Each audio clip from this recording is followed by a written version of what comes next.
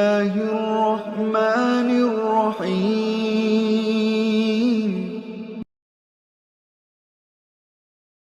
நபி ஸல்லல்லாஹு அலைஹி வஸல்லம் அவர்கள் கூறினார்கள், ஈசா நபியின் வருகை.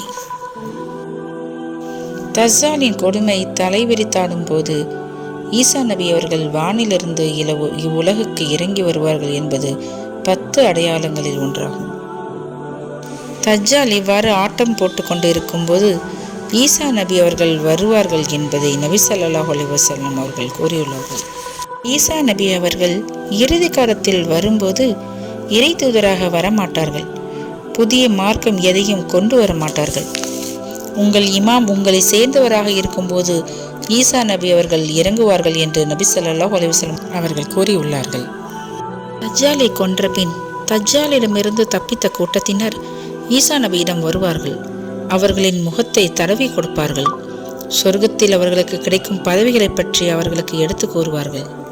தஜ்ஜாலை ஈசா நபி கொன்ற பின்னர் 7 ஆண்டுகள் எந்த இருவருக்கிடையிலும் எந்த பகைமையும் இல்லாத நிலை ஏற்படும் என்று நபி ஸல்லல்லாஹு அலைஹி வஸல்லம் அவர்கள் கூறினார்கள். நபி ஸல்லல்லாஹு அலைஹி வஸல்லம் அவர்கள் முன்னறிவிப்பு செய்த 10 அடையாளங்களில் யாஜூஜ் மாஜூஜ் என்னும் கூட்டத்தினரும் வருகையும் ஒன்று. இந்த கூட்டத்தினர் இனிமேல் தான் பிறந்து வருவார்கள் என்பதில்லை. நீண்ட காலமாகவே அவர்கள் இருந்து வருகின்றனர். முடிவில் 2 மலக்குகளிடையே உள்ள பகுதியை அவர் அடைந்தபோது அதற்கப்பால் எந்த பேச்சையும் புரிந்து கொள்ளாத ஒரு சமுதாயத்தை கண்டார். துல்கர்னைனே, யாஜூஜ் மாஜூஜ் என்போர் பூமியில் குழப்பம் விளைவிக்கின்றனர். எங்களுக்கும் அவர்களுக்கும் இடையே ஒரு தடுப்பை நீ ஏற்படுத்திட உமக்கு நாங்கள் வரி தரட்டுமா என்று அவர்கள் சைகை மூலம் கேட்டனர். என் இறைவன் எனக்கு அளித்திருப்பதே சிறந்தது. வலிமையால் எனக்கு உதவுங்கள். உங்களுக்கும் அவர்களுக்கும் இடையே தடுப்பை அமைக்கிறேன் என்றார். 2 மலைகளின் இடைவெளி மறைந்து மட்டமான போது ஊதுங்கள் என்று கூறி அதை தீயாக ஆக்கினார். இடம் செம்பை கொண்டு வாருங்கள், அதன் மீது உருக்கி ஊற்றுவேன் என்றார்.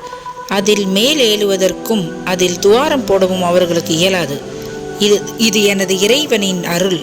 என் இறைவனின் வாக்கு நிறைவேறும் போது இதை அவன் தூளாக்கி விடுவான். என் இறைவனின் வாக்குறுதி உண்மையானது என்றார். அவர்களை ஒருவரோடு ஒருவராக மோதவிடுவோம். சூர் ஊதப்படும். அவர்கள் அனைவரையும் ஒன்று திரட்டுவோம். இறுதியில் யாஜூஜ் மாஜூஜ் கூட்டத்தினர் திறந்து விடப்படுவார்கள். உடனே அவர்கள் வெள்ளம் போல் ஒவ்வொரு மேட்டிலிருந்தும் விரைந்து வருவார்கள்.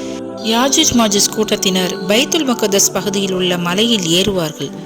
பூமியில் உள்ளவர்களை நாம் கொன்றுவிட்டோம், வாருங்கள் வானத்தில் உள்ளவர்களை கொல்வோம் என்று அவர்கள் கூறுவார்கள். தங்கள் அம்புகளை வானத்தை நோக்கி எய்வார்கள். அவர்களின் அம்புகளை இரத்தத்தில் தோய்த்து அல்லாஹ் திருப்பி அனுப்புவான் என நபி ஸல்லல்லாஹு அலைஹி வஸல்லம் அவர்கள் கூறியுள்ளார்கள். யாஜூஜ் மாஜூஜ் கூட்டத்தினர் வரும் வரை நீங்கள் போராடி கொண்டே இருப்பீர்கள்.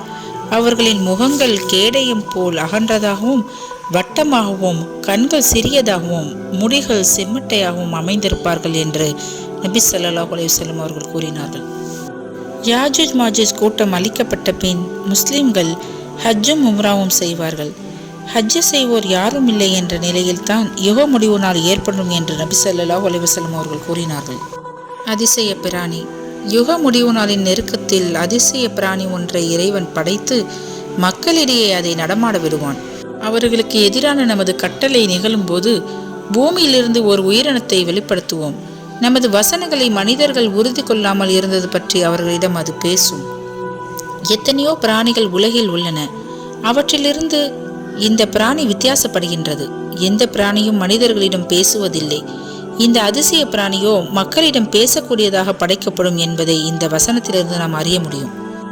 சூரியன் மேற்கிலிருந்து உதிப்பதும் நண்பகல் நேரத்தில் அந்த பிராணி மக்களுக்கு காட்சி தருவதும் ஆரம்ப அடையாளமாகும்.